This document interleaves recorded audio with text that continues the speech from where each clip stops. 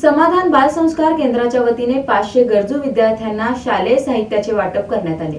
येणाऱ्या पिढीसमोर शैक्षणिक जीवनात अनेक आव्हानं सध्या उभी आहेत। वैद्यकीय संशोधन असो अथवा तंत्रज्ञानामध्ये कितीही आधुनिक झालो असलो तरी संस्कारमय पिढी घडवणं ही काळाची गरज बनली असल्याचं मत माजी पालकमंत्री शहर उत्तरचे आमदार विजयकुमार देशमुख यांनी समाधान बालसंस्कार केंद्राच्या गुणवंत विद्यार्थ्यांचा सत्कार आणि शालेय साहित्य वाटप प्रसंगी केलं।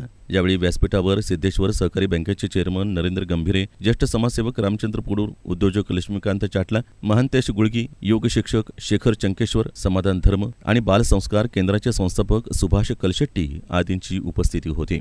दरम्यान 5 वर्षापासून समाधान धर्म आणि बालसंस्कार केंद्राच्या वतीनं या भागातील विद्यार्थ्यांना मोफत वक्तृत्व, निबंधलेखन, शुद्धलेखन, चालू घडामोडी, क्रीडा, सामान्य ज्ञान, मंत्र, श्लोक असे विविध विषय शिकवले जातात। त्यामुळे येणाऱ्या पिढीला योग्य वेळी संस्कार देणं गरजेचं असून समाधान बालसंस्कार वर्गाचं कार्य शहरात सर्वत्र वाढवावं असं आवाहन आमदार देशमुख यांनी यावेळी केलं।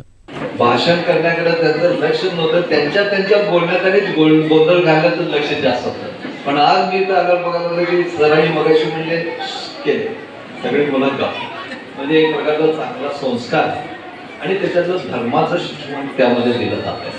ही खरीच चांगली गोष्ट आहे। काहीतरी एक अर्धा तास आपण शिक्षण केलं हे आपलं कर्तव्य समजून हा संस्कार केंद्र आपल्या सगळ्या मुलांना एक प्रकारचं चांगलं शिक्षण देतंय आणि त्याचं खरंच मी कौतुक करतो। आणि या आपल्या समाजाच्या या ज्या काय जे आपल्या देशाचे ही मुलं सगळे भवितव्य आहे पुढं आणि या भवितव्याला भविष्य घडवून आणण्याचं काम त्यांनी करत असताना खरंच त्यांचं सगळ्यांचं मी कौतुक करतो।